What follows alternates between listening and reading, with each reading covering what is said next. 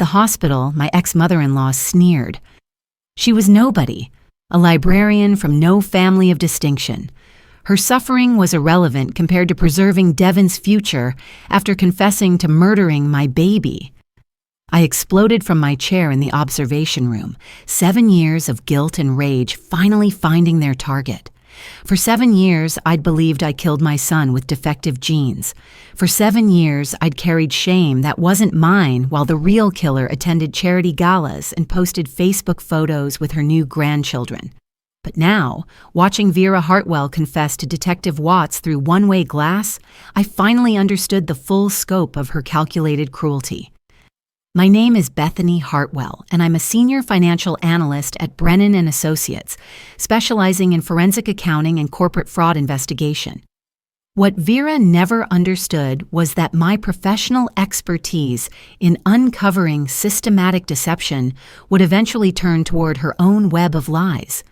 She dismissed me as just a librarian when I married her son, Devon, but that was 7 years ago, before grief transformed me into someone who could methodically dismantle lives with the same precision she'd used to destroy mine. The revelation that Noah had been murdered came 3 days ago when Dr. Shannon Reeves called from Riverside General Hospital. A digitization project had uncovered switched medical records, revealing that my 3-week-old son had died from potassium chloride injection, not genetic disease. Security footage showed Vera, a former registered nurse, entering the NICU on April 6th with a prepared syringe. But what made this personal vendetta possible was discovering Devon's hidden Huntington's disease marker. Vera had murdered Noah to prevent the world from learning that her precious Hartwell bloodline carried genetic imperfection, then systematically destroyed my reputation to cover her tracks. The life insurance payout of $500,000 had funded Devon's pharmaceutical company, building his fortune on our murdered child's grave. As I watched Vera's interrogation, my analytical mind was already calculating the comprehensive destruction I'd orchestrate. Unlike 7 years ago, when I'd been an isolated librarian with no resources, I now commanded significant professional advantages. My position at Brennan & Associates provided access to forensic investigators, corporate lawyers, and financial networks. My annual salary of $145,000, combined with careful investing, had built assets exceeding $800,000. Most importantly, my expertise in uncovering hidden financial crimes would prove devastating when applied to the Hartwell family's carefully constructed empire. Detective Watts was methodically presenting evidence to Vera's high-priced attorney, medical records proving Noah's perfect health, computer forensics showing her researching potassium chloride dosages, journal entries detailing her murder plot, financial documents revealing the insurance fraud. Each piece of evidence represented years of my professional training in systematic investigation, now serving personal justice. Mrs. Hartwell, Detective Watts continued, your journal entry from March 15th reads, Bethany's family history provides perfect cover. Closed adoptions, no traceable genetics. If something were to happen, blame would naturally fall on her unknown lineage. You planned to frame Miss Hartwell from the beginning. Vera straightened her pearls with characteristic arrogance. The child was suffering. What I did was merciful. The child was perfectly healthy, Detective Watts replied, sliding Noah's real test results across the table. You murdered your grandson to hide your son's Huntington's disease marker.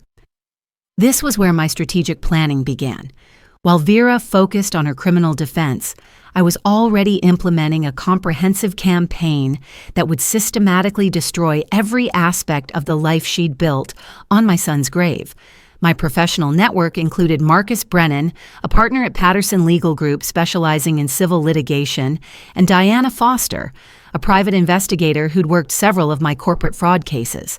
Together, we'd construct a multi-pronged assault on the Hartwell family's reputation, finances, and social standing. The criminal case was just the beginning. Vera would face life imprisonment for first-degree murder, but I wanted her to lose everything before she reached that cell. Devin would be charged with insurance fraud and conspiracy, but his real punishment would be watching his carefully cultivated pharmaceutical empire crumble under public scrutiny of its blood money origins. My phone vibrated with a text from Marcus. Civil suit filed, $50 million wrongful death, $25 million defamation, $10 million intentional infliction of emotional distress. Media briefing scheduled for tomorrow morning. The legal strategy was elegantly systematic. While Vera sat in county jail awaiting trial, I'd initiated civil proceedings that would freeze the Hartwell family assets, force disclosure of all financial records, and expose every transaction funded by Noah's insurance money. The pharmaceutical company Devin built would face regulatory investigation once the FDA learned its founding capital came from insurance fraud related to infant murder. But the professional destruction was only part of my comprehensive plan. My connections in Chicago's financial sector would ensure that every bank, every investor, every business partner learned exactly how Devin Hartwell had built his fortune. The social circles where Vera had reigned as pharmaceutical royalty would discover that their charity board member was a child killer who'd spent 7 years attending galas funded by murder money. Dr. Reeves found me in the hallway after Vera's interrogation concluded. "Miss Hartwell, there's something else you should know. We discovered additional evidence during the warrant search." She handed me a manila folder containing financial documents, bank statements showing regular transfers from Devin's company to Vera's accounts, investment portfolios worth over $2 million, all funded by Noah's insurance payout, real estate holdings including the Lake Forest mansion and 2 vacation properties. The scope of wealth they'd accumulated using my dead son's blood money was staggering. "This gives us additional leverage for asset recovery," I told Dr. Reeves, my forensic accounting training automatically calculating seizure potential. Every property purchase, every investment, every luxury funded by that insurance money can be recovered through civil asset forfeiture. My strategic approach differed fundamentally from typical grief responses. Where most parents would focus on emotional healing, my professional background demanded systematic investigation and comprehensive retaliation. I'd spent 7 years believing I was responsible for Noah's death, while Vera used that false narrative to build a fortune. Now I'd use every tool in my forensic arsenal to ensure she lost everything before spending life in prison. The first phase involved complete financial exposure. My connections at the Securities and Exchange Commission would investigate Devin's pharmaceutical company for fraud, regulatory violations, and misrepresented founding capital. The Illinois Department of Financial and Professional Regulation would examine all licensing and business permits. The Internal Revenue Service would audit every tax return filed since Noah's death, focusing on the insurance money's utilization. Marcus called as I left the police station. "Bethany, we've got them cornered. The civil suit's preliminary injunction froze all Hartwell assets pending investigation. Devin can't access company accounts, Vera can't touch her investments, and we've placed liens on all real property. They're financially paralyzed."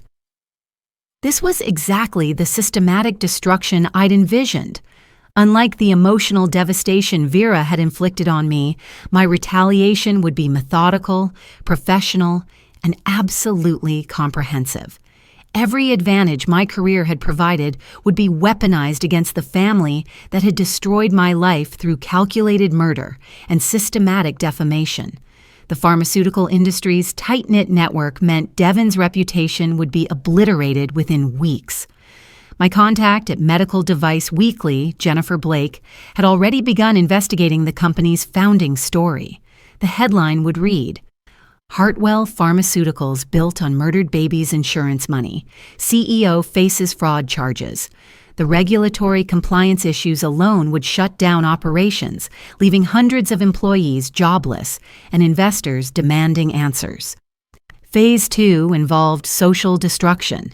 Vera's position on charity boards, her membership in exclusive clubs, her standing in Lake Forest society, all would crumble as the murder details became public. I'd arranged for Diana Foster to provide comprehensive documentation to every organization where Vera held leadership positions: the Lake Forest Country Club, the Northwestern Memorial Hospital Foundation, the Chicago Symphony Orchestra Women's Board. All would face intense scrutiny for their association with a child killer. The media strategy was particularly satisfying. Rather than seeking sympathy, I'd position myself as the competent professional who'd uncovered systematic fraud and murder. My credentials as a forensic analyst would legitimize every revelation, while Vera's arrogant dismissal of me as nobody would highlight her fatal underestimation of my capabilities. Devin's arrest at his company headquarters had been strategically timed for maximum professional humiliation. The weekly executive meeting included major investors and pharmaceutical industry leaders. Security footage of him being led away in handcuffs would circulate throughout Chicago's business community within hours. His new wife, Melissa, had already filed for divorce, taking their twin boys and seeking emergency custody restrictions based on his criminal charges. The psychological warfare was equally calculated. While Vera focused on her criminal defense, she'd watch her entire social and financial empire systematically dismantled. The Lake Forest mansion would be seized as proceeds of crime. The vacation properties would be sold to fund restitution. The charitable donations she'd made to build her reputation would be exposed as blood money, forcing organizations to return contributions and distance themselves from her legacy. My phone rang with updates throughout the evening. Marcus reported that 3 major pharmaceutical companies had terminated contracts with Devin's firm, citing reputational concerns. Diana confirmed that Vera's country club membership had been suspended pending investigation. The FDA had announced a comprehensive audit of Hartwell Pharmaceuticals' regulatory filings. The Illinois Attorney General's office was examining charitable fraud charges related to donations made with insurance money. Each development represented careful strategic planning coming to fruition. Unlike Vera's emotional crime of passion disguised as calculated murder, my retaliation was purely professional. Systematic investigation and legal action designed to recover assets and establish accountability. The fact that it would also provide personal satisfaction was merely a beneficial side effect of pursuing justice through proper channels. The next morning brought the most satisfying update. Local news stations were preparing comprehensive coverage of the case, focusing on the 7 years of wrongful blame I'd endured while the real killer lived in luxury. The narrative would establish me as the wrongfully accused victim who'd rebuilt her life through professional competence, then used those skills to expose her son's true killer and recover millions in fraudulently obtained assets. Marcus called with the preliminary asset valuation. The Hartwell estate was worth approximately $15 million, with $8 million directly traceable to Noah's insurance money. The civil recovery would fund the Noah Hartwell Foundation for genetic counseling and wrongful death investigation, turning blood money into legitimate support for families facing real genetic challenges and systematic fraud. Standing in my apartment, reviewing financial documents that would destroy the Hartwell family's empire, I finally understood the difference between justice and revenge. Revenge would have been emotional, temporary, and ultimately unsatisfying. Justice was systematic, permanent, and professionally executed. Vera had dismissed me as irrelevant, but my forensic expertise would ensure that every dollar built on my son's murder would be recovered, every reputation constructed on lies would be destroyed, and every comfortable assumption about their superiority would be permanently shattered. The criminal convictions were inevitable. First-degree murder for Vera, conspiracy and fraud for Devin. But the civil destruction would continue long after their prison sentences began. The Hartwell name would be permanently associated with child murder and insurance fraud throughout Chicago's professional and social communities. The pharmaceutical business would be liquidated, the real estate seized, and the charitable legacy exposed as systematic deception funded by a murdered infant's insurance money. As I prepared for tomorrow's media briefing, I reflected on the transformation grief had catalyzed. 7 years ago, Vera had correctly assessed that I lacked the resources to challenge her narrative. But her fatal error was assuming I'd remain powerless forever. My professional development, financial growth, and strategic network had created exactly the tools necessary to expose her crimes and recover everything she'd stolen. The press conference would mark the culmination of systematic investigation and the beginning of comprehensive asset recovery. Noah's true legacy wouldn't be the genetic defect his grandmother had invented, but the foundation for justice that his wrongful death would ultimately fund. In the end, Vera's arrogant dismissal of my worth had been her downfall. She'd underestimated the quiet librarian she'd once dismissed, failing to recognize that grief, properly channeled through professional expertise, could become the most powerful force for accountability she'd ever encounter.